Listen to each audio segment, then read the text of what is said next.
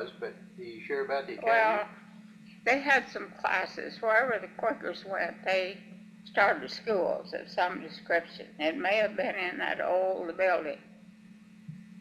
Oh, you're right. It was founded in 1889. And I think the dad's name was in one of the classes, which was 1890, and Mom a little bit later. But neither one of them got to graduate. Where did they meet? Oh, Mom's dad had a sorghum mill. That was the thing a lot of the people did along then, and Pop went over there to either buy some sorghum or I don't know whether they delivered some cane. They made that out of a cane they raised. And he fell in love with her. He thought she was so beautiful. She had blonde hair with lots of color in it, very fair-skinned, which probably helped having been working in the mill there that refined the juices. Where was this sorghum mill? I'm sorry? Where was this sorghum mill? I don't know. Iowa? No, it was there around North Branch someplace. But I don't know where the folks, Mom's folks lived. It was in that community. They went to the French church there. Where did they get the cane? They raised it in the community, I suppose. As large a production as it was, they probably milled it or whatever they called it for miles around because they sold it and milled it for other people. What was your grandfather's name on your mother's side?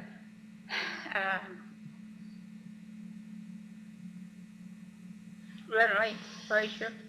And your grandmother? Her maiden name was Hayward. You remember her first name? First name? I don't know.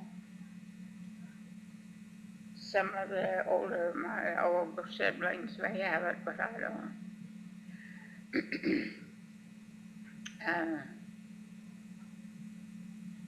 I don't know whether Granddad Frazier was, they must have been associated with that community because the Quakers at that time were a pretty close-knit group. If one married out of the church, I believe they were almost ostracized. They just didn't belong anymore. All right, start from your birth in Alva. How long did you live in Alva, Oklahoma? I must have been about between 5 and 6 when the folks left there.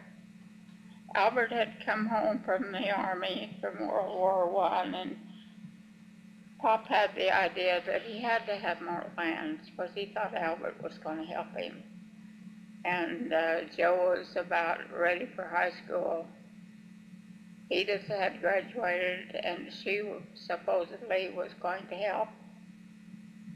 But so he sold out, or I guess he rented the farm there in Oklahoma and bought some land in the panhandle of Texas, a section of land, and thinking the boys was going to help him. But they promptly flew the coop. Albert went to Fort Worth, and Joe, I guess, joined the National Guard for a short time. And Edith got married, so there the folks sat with no help. In Texas? In Texas, all that land. Prior to their move there, they had sold a big wheat crop there in Oklahoma. And they had a little money to do with the first time in their lives. So they sunk it in that land. I think it was a section of land around Booker, Texas. But that didn't pan out. The kids all left. They couldn't hire help, so other than lose everything, he traded for some land in Harper County. So we only lived in Texas about 3 years, I guess. That would make you about 9 then, when you moved to Harper, Kansas. Like right. What did he buy in Harper, Kansas? He bought 160 acres up there, partially, both in debt on both of them.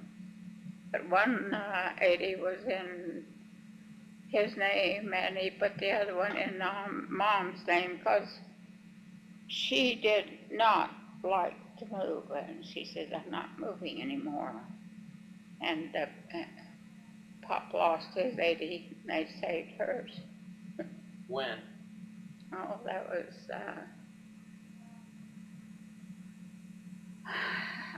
that must have been probably a year after she died, 1925. She died in 23, right? She died in 24, I think it was. Why did he lose the land? Hard times and some drought years. And he was paying, I remember him talking on his debts. A little louder. He was having to pay high interest and no crops much. They had kind of a low time, and he lost it. They were bank repossessed it. Why not hers? I'm sorry? Why did she not lose hers? Well, probably, I really don't know. He had enough to save that one, I guess. And he could raise some stuff, but the land he had bought up there had picked it out because it had what he called sub-irrigation. There was a string of springs that all the length of the 160 acres, there was a string of ponds fed by springs. So he could raise things when other people didn't raise anything due to drought. What kind of a house did you have? It was about a half basement that he had intended someday to build on top of it, but it never came about. That place we lived in it after Mom died for a while. Then he went to California a year. And when he came back, and I went off to school someplace, John and Maureen were left home, and he eventually abandoned that part basement and bought a small house and had it moved on to that place. I never lived there. So your mother died in Harper? Uh-huh. And why is she buried in Alva? Oh, that's where her parents were buried, and they had lived there that number of years. It was home. So, and plus the fact when she got ill, they took her to Alva because that was the closest hospital and surgeon. She had to have an operation. As it turned out, it was a burst appendix that killed her.